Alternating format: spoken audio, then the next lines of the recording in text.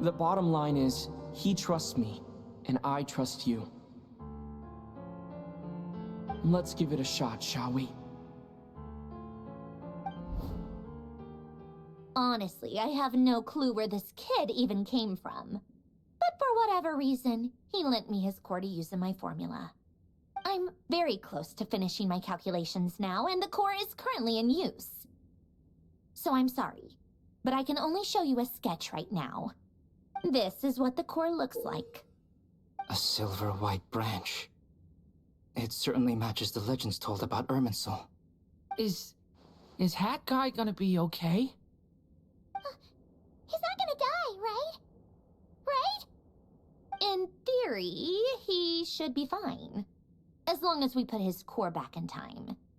Beyond that, all I can say is that I'll try my best to avoid risk and make sure the core doesn't sustain any damage.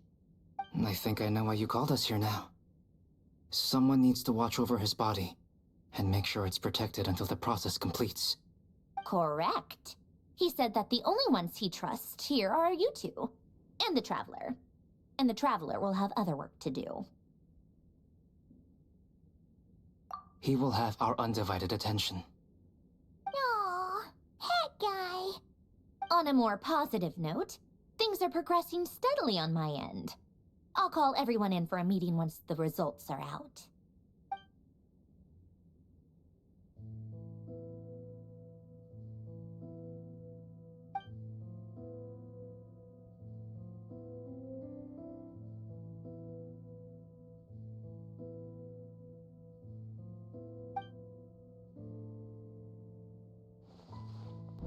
The worst case scenario with the core removal is either a system reset or a total loss of function.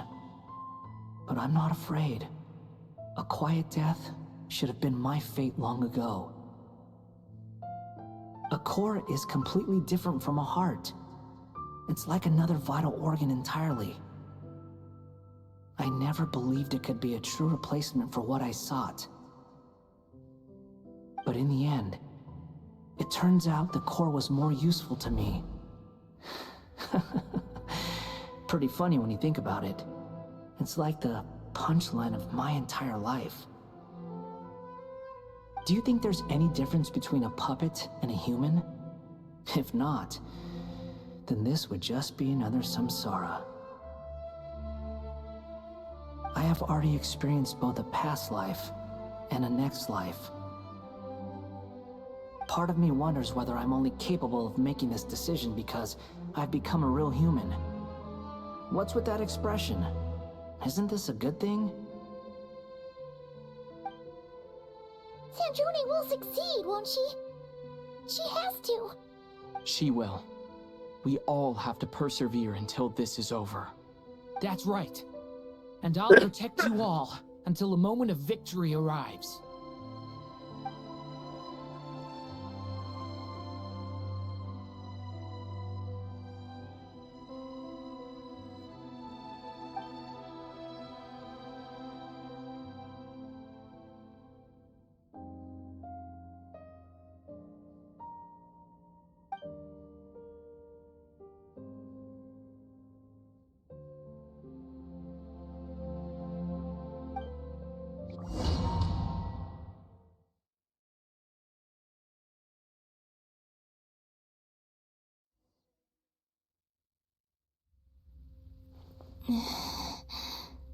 Who are you? Call me Sonnet. You have the same power as Canon. Sonnet. So, you're the goddess of the iridescent moon? Oh, goodness. You recognize me? Well then, what's your name? Columbina. Columbina Hyposelenia. Hyposelenia? What a lovely name. Did you choose it yourself? It was a joint effort between me and my friends. Friends? You mean your friends in the heavens? Huh? Oh, sorry. You must be exhausted. I apologize. hang in there. Let me introduce you to my older sisters. Do you mean the other two moon goddesses? Arya and Canon? Wow, you sure know a lot. Hey, does that mean that our story goes on into the future? Oh, I guess that wasn't the best question to ask. It's alright. We were prepared for that possibility. You could say we were too prepared. I can't even remember how long my sisters and I have been here by this point. When did you get here? How long has it been? I can't say for sure, but it feels like it's been forever. I see. Are you feeling alright? You look a little unwell. I can hold out a while longer.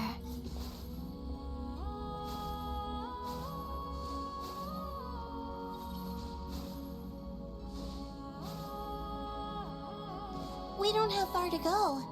The place where my sisters and I are based is just up ahead. Don't worry, they're both really nice. I'll introduce you.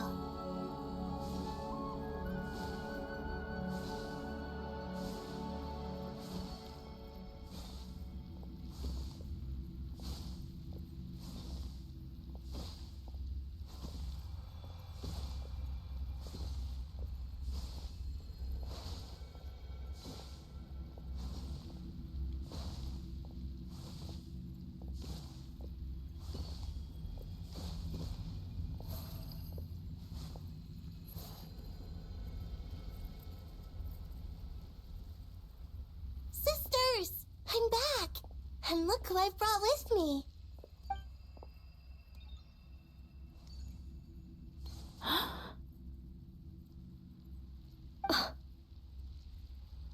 It's our lovely little sister, born in the far future. The pleasure is all mine.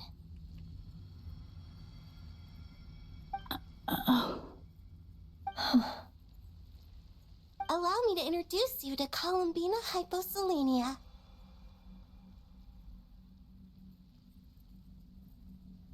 This is Arya, the goddess of the eternal moon. And this is Canon, goddess of the frost moon. Canon, don't you think Hyposelenia's power is similar to yours? Hello, Columbina. I apologize for our startled reaction just now. And please, forgive our little sister if she's been annoying you. She tends to talk a lot. It's fine. You seem shy. Don't worry, Columbina Hyposelenia. No one can hurt you here.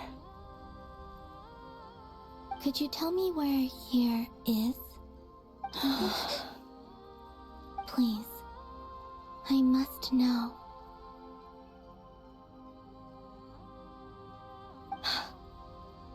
My dear sister, this is where Tevat's original ruler, the Dragon King Nibelung, imprisoned the moon goddesses. What? You're scaring her, Canon. No, I'm fine. Please, continue.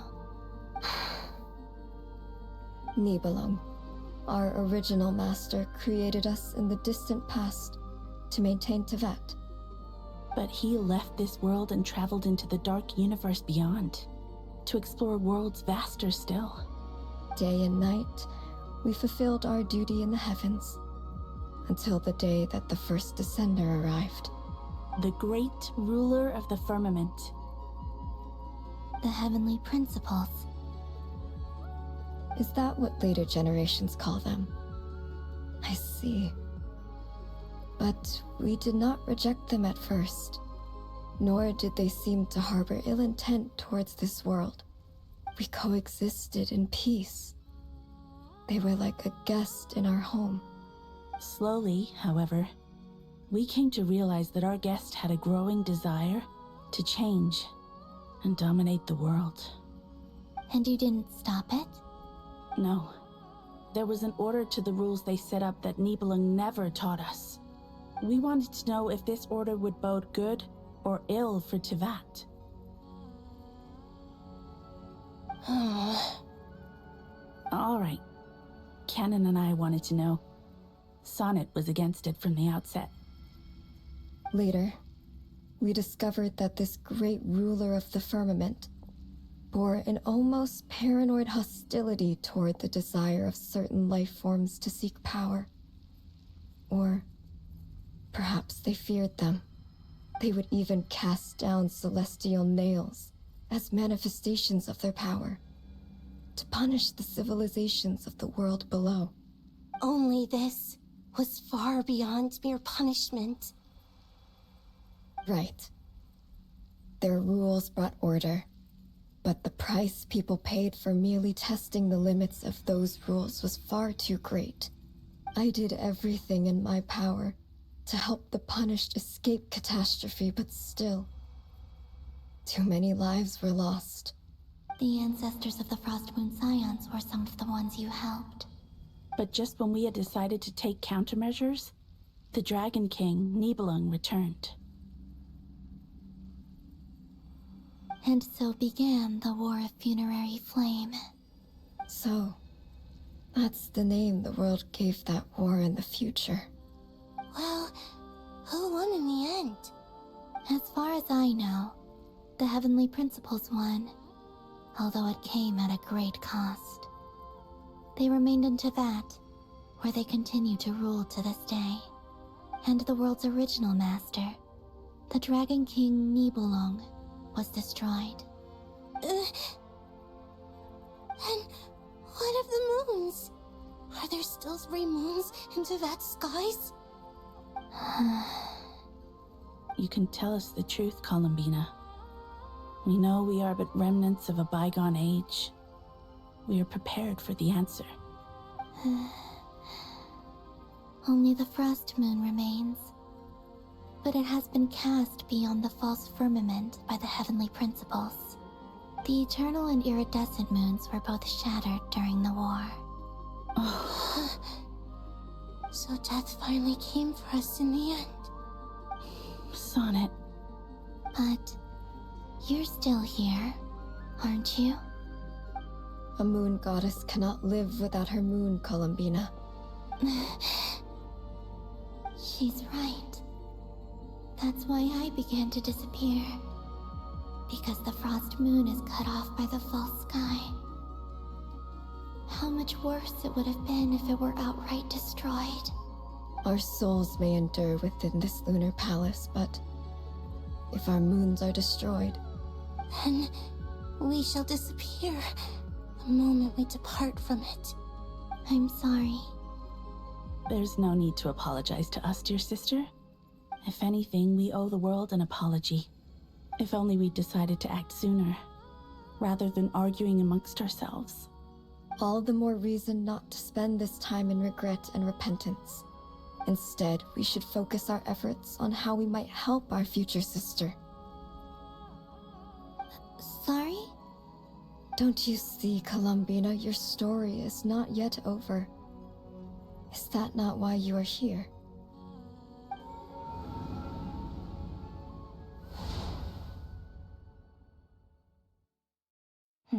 It's done. Initiate numerological array. Continue running primary process. Calculate the world's fate through extrapolation. And identify nodes of potential change. Secondary process, scan for moons. Still 4. The number of moon marrows hasn't changed. Wait, let me think.